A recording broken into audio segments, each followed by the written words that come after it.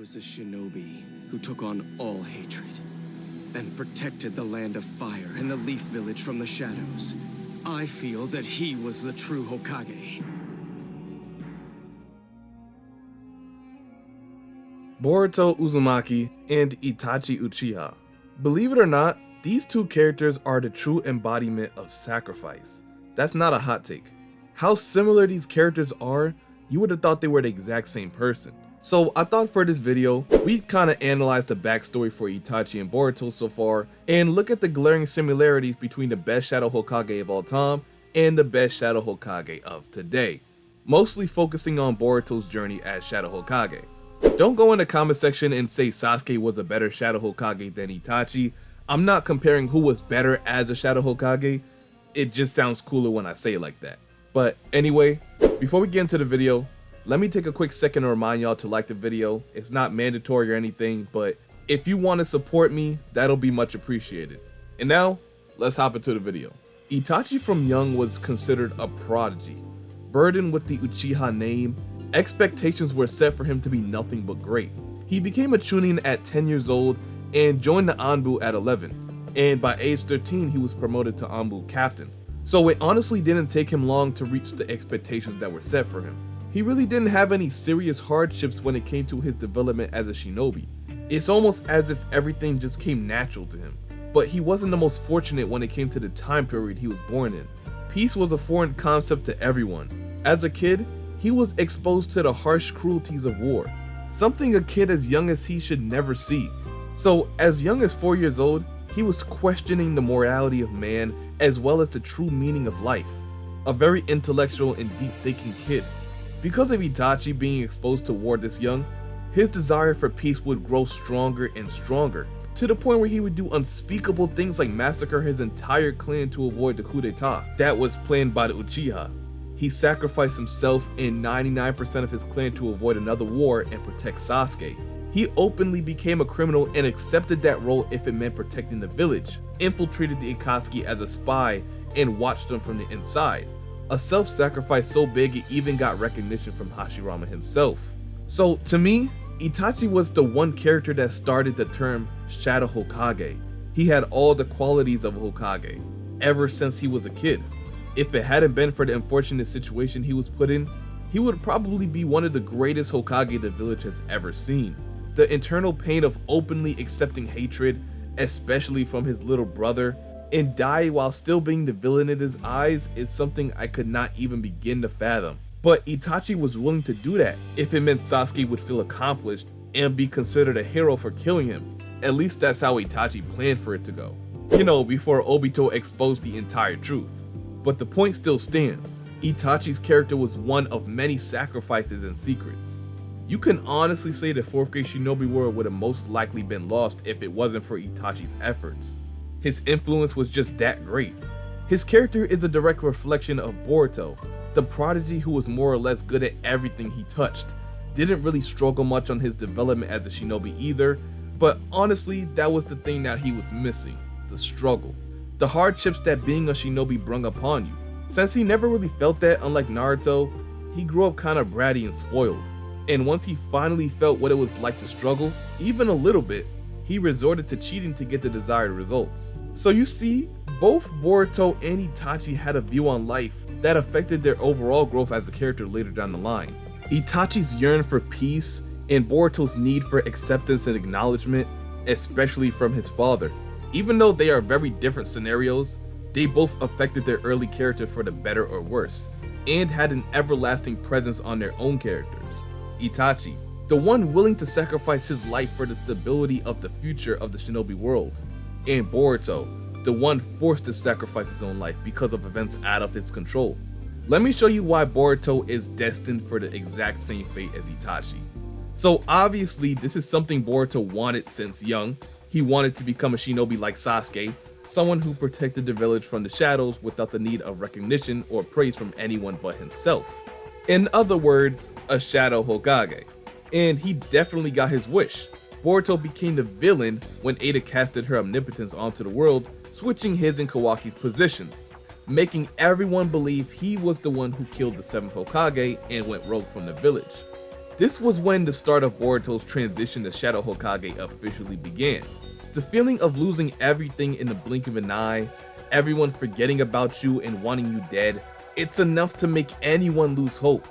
But the fact that Boruto still didn't give up hope further qualified him for the role of Shadow Hokage.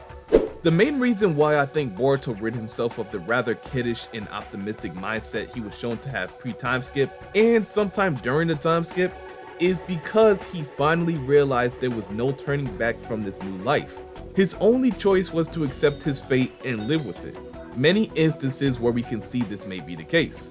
The first and most obvious case is when Shikamaru straight up told Boruto that he would have to continue to be falsely accused and scrutinized to protect Kawaki, which would indirectly protect Konoha.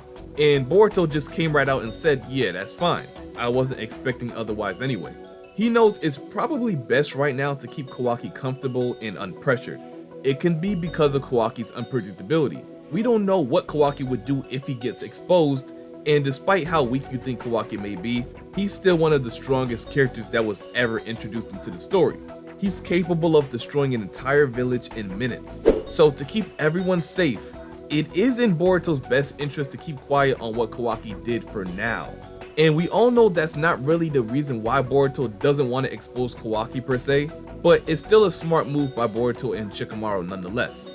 The story been trying to tell us that this is Boruto's new life, and we just have to accept it for the longest. He got information on the future from KASHIN Koji himself, the man who's seen over 100 futures and timelines. And Boruto still doesn't believe there's a way to reverse omnipotence. The Shinjutsu is just too strong. Once it's casted, it's damn near impossible for it to be reversed. Unless they cast omnipotence again and make everyone believe that Boruto is the son of the Hokage again. But honestly, I really can't see that happening. It's more from a narrative standpoint. I truly think this is the direction that Ikemoto wants to go with the story.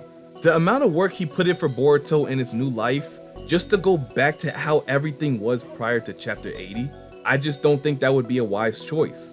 I believe as long as the threat of the Shinju is gone and Kawaki and Boruto make up, which would lead to Naruto and Hinata's return, everything will go back to how it was naturally.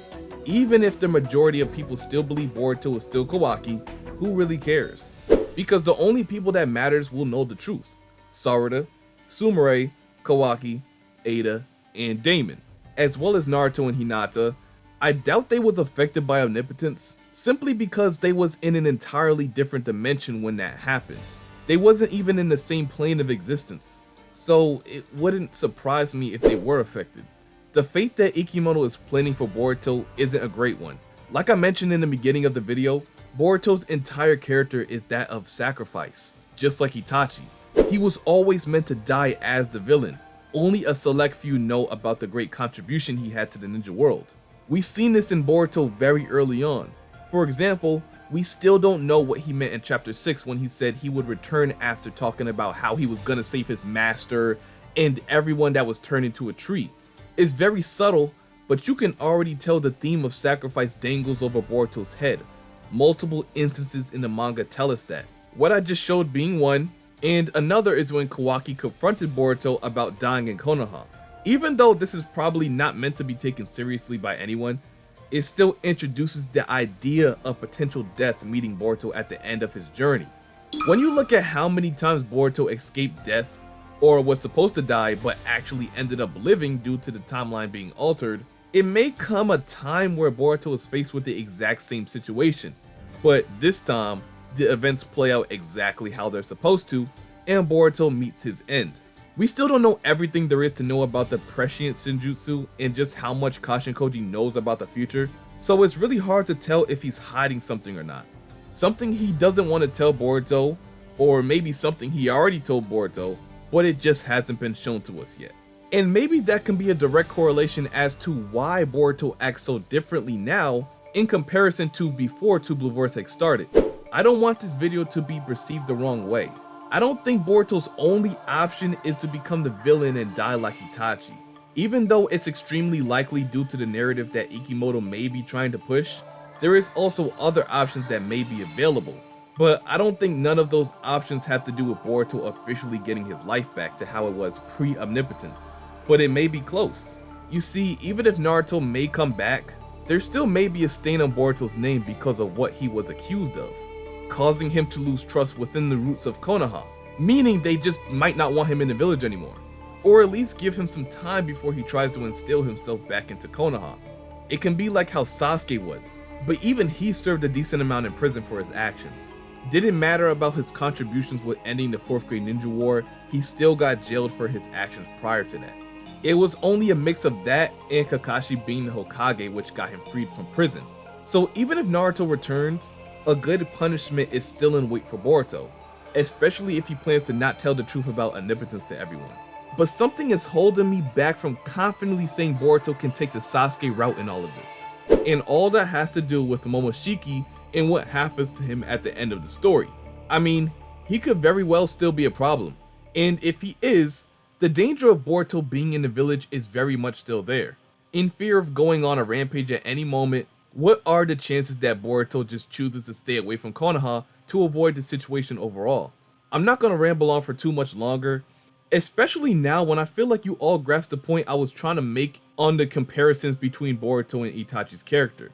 I still think they are both the self-embodiment of sacrifice. It's just that Boruto's story is still going and could end in a wide number of ways that I just mentioned. And honestly, I'm interested in seeing what direction Ikemoto takes regarding that future for him. Let me know what you see in Boruto's future as Shadow Hokage. What future that I just mentioned do you think is going to happen to Boruto in the end? Or do you think another fate awaits him? Let me know all your thoughts and ideas in the comment section below. And don't forget to like and subscribe if you enjoyed today's video. Make sure to turn on those post notifications if you want to be notified whenever I upload or go live for chapter spoilers sometime later this month. And honestly, thank you for watching. We're almost at 8K subscribers and it's been an honor. I can't wait to see what's in store for us in the future. 10K on the way. Let's get it, fellas. But anyway, I'm out, y'all. Peace.